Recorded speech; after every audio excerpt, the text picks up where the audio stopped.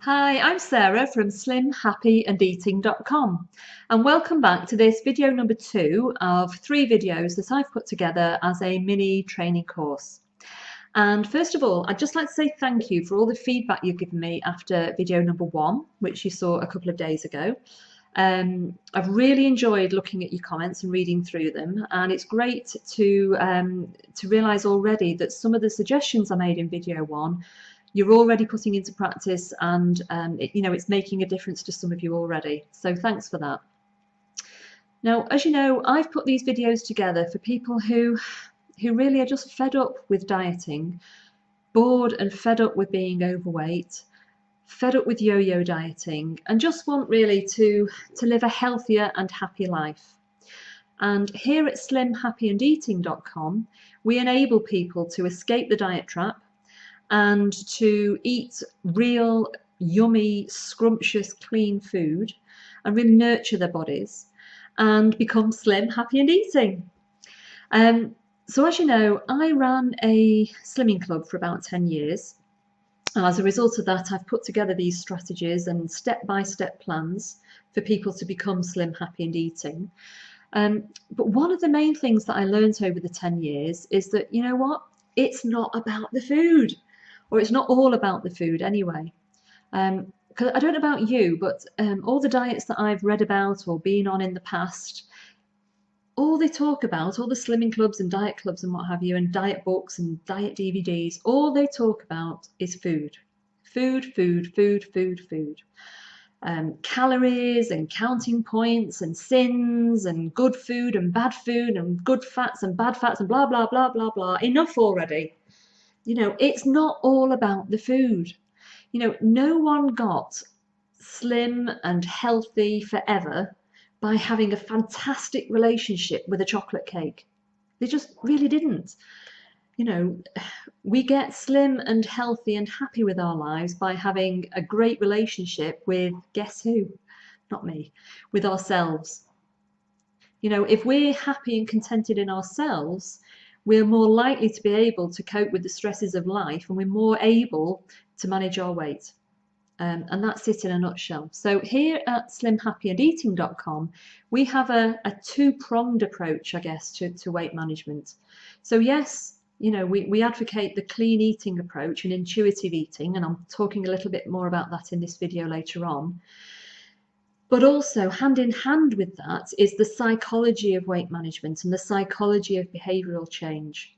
And don't get too frightened about those terms, because all they are they put the happy, if you like, into slimhappyandeating.com. And in the first video, that's what I first started introducing you to some of that stuff, talking about ditching, you know, the old willpower approach, which is useless, and to start building up your want power. So when you really, really want to do something, and I mean really want to do something because you've weighed up the emotional benefits, then it's a lot easier to do than if you feel you have to do it from willpower. So that was video number 1. And what I'm going to teach you in today's video, video number 2, is a little bit more about clean eating. So what is clean eating? But mainly what I'm going to do today is to demystify it really, and to debunk some of the myths around clean eating. So sometimes when I first start working with a new client, they might throw up some obstacles or hurdles in the way of why they think they can't do clean eating. And usually when we start unpicking that, it's just a myth that they've built up in their minds, and actually we can easily get rid of that and make the way clearer for them. So we'll be looking at the 6 top myths around clean eating.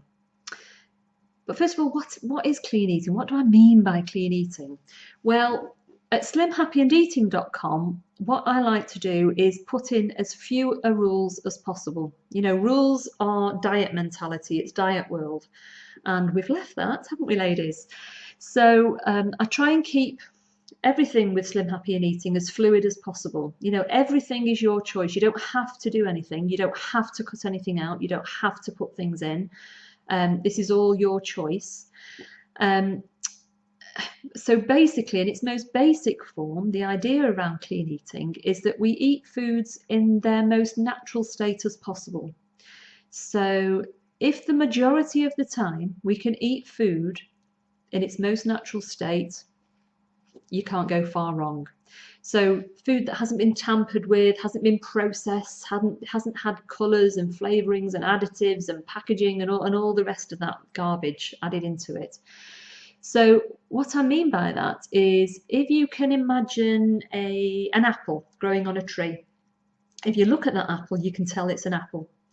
But if you pick up a carton of apple juice and look at that, it doesn't bear much resemblance to the thing that was growing on the tree. Yeah? And likewise, potato crisps. So the potato growing out of the ground, you can tell it's potato. You know, even if you peel it and boil it and put it on your plate, it still looks like a potato.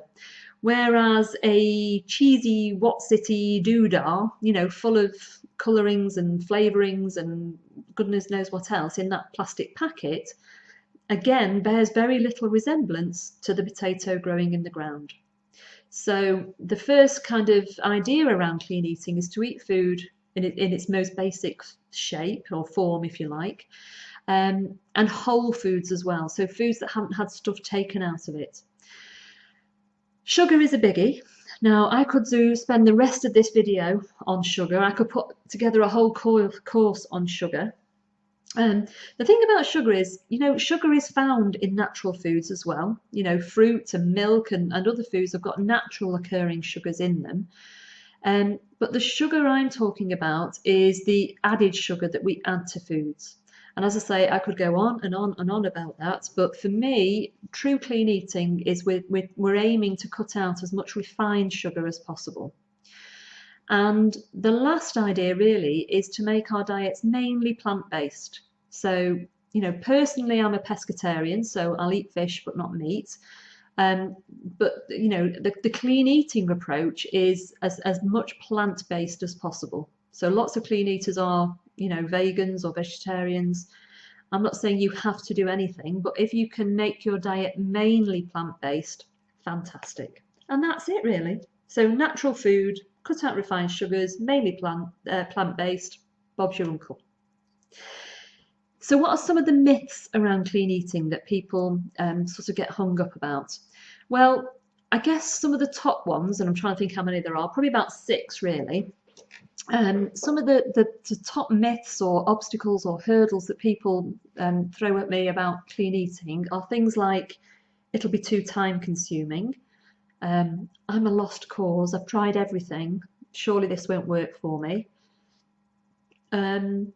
It'll be too expensive, surely if we're buying all this, you know, natural food, it'll be far too expensive for me, I haven't got a big budget.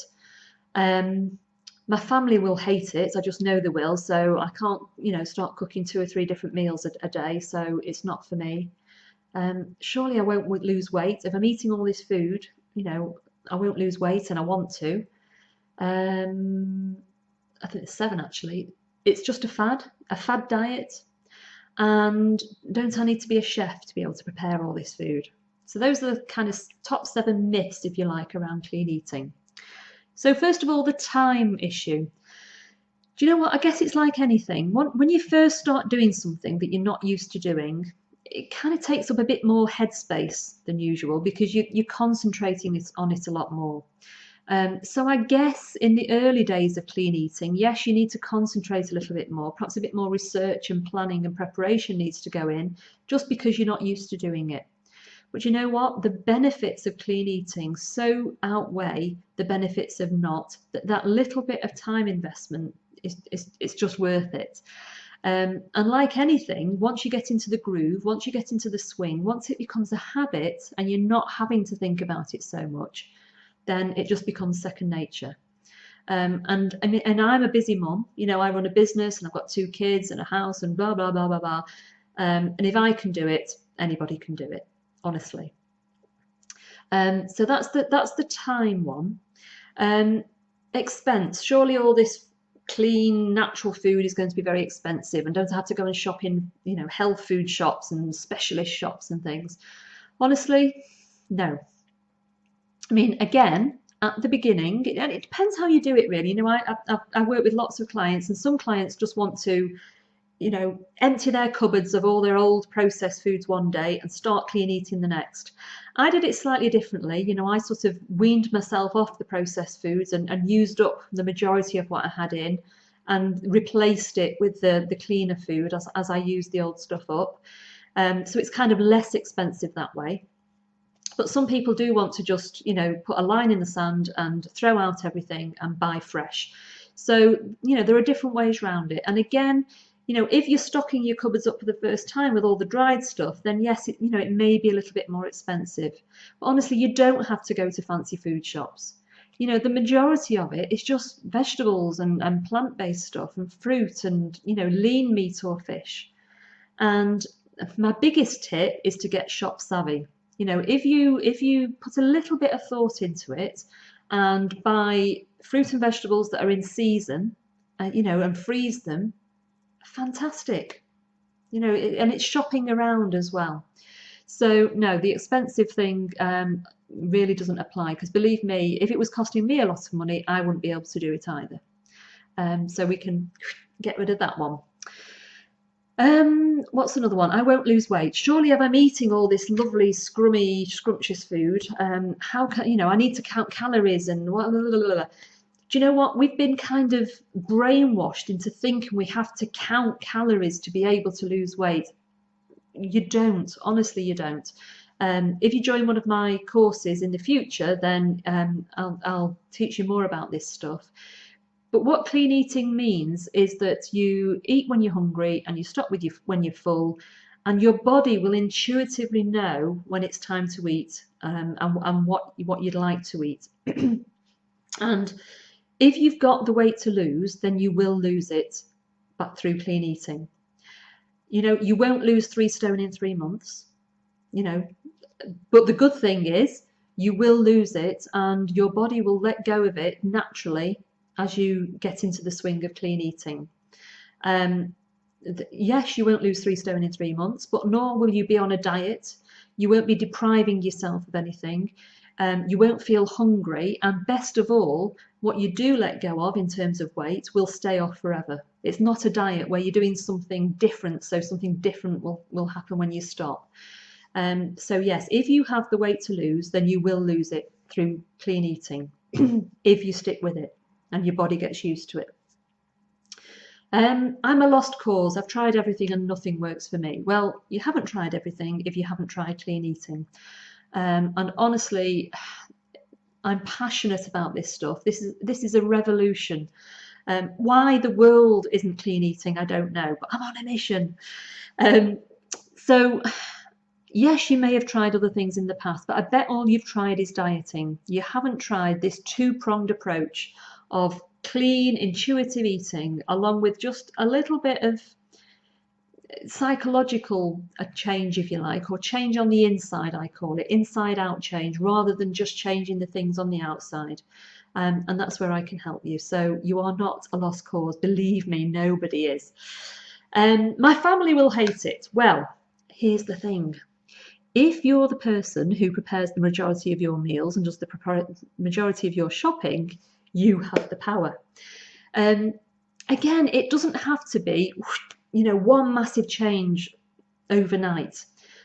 Lots of my clients who have families and husbands that they think won't like clean eating, what have you, they've just gradually made little tweaks and little changes, and over a few weeks or a couple of months, their families are clean eating almost without knowing it, really.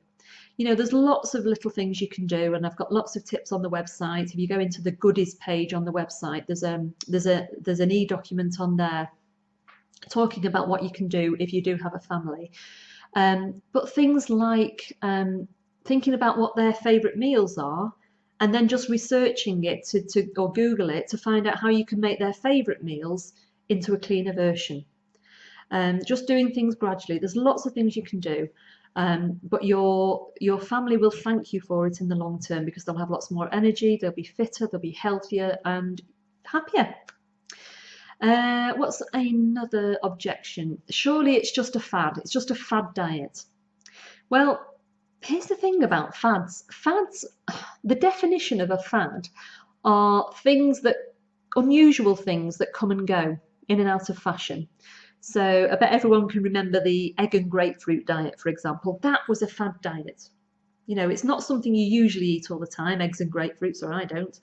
Um, but we did it, we all did it for a few weeks, and then it kind of went out of fashion again until the next weird and wonderful thing came in. Here's the thing about clean eating. As a race, us humans have been clean eating for gazillions of years. You know, it's only recently that we've fallen out of the habit of clean eating. So almost processed food is a fad, if you like, because it's something unnatural that we haven't been doing for all that long in terms of the human race. So no, it isn't a fad diet. We have been doing it as a race for gazillions of years, and we're a lot healthier and happier when we were doing it. And it's only recently that we've lost our way. So no, it's not a fad diet. Do I need to be a chef to be a clean eater? No, not at all. The beauty about clean eating is its simplicity. And again, on my website, or if you join any of my courses, and if you join our Facebook page as well, there's lots of hints and tips and recipes and support and advice. But no, you don't need to be a chef. Believe it, believe me.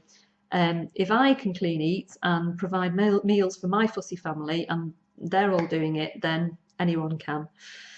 But what's the other one? I think we've covered them all. So we've done time, we've done expensive, lost cause, my family will hate it, it's just a chef, want to lose weight. So yeah, those are the top 7 myths about clean eating that I hope I've just sort of demystified a little bit and just given you a little bit more confidence to believe that you can do this. And yeah, that was today's session really. So thank you once again for watching this video number 2 out of 3. If you like what you see, if you have enjoyed what you've heard, please pay it forward and tell a friend about us and what we're trying to do here at slimhappyandeating.com. And same as last time really, I've got something awesome coming for you in a couple of days. So watch out in your inbox for video number 3. Please do leave me any comments in the box below, and I'll see you again soon. Bye now.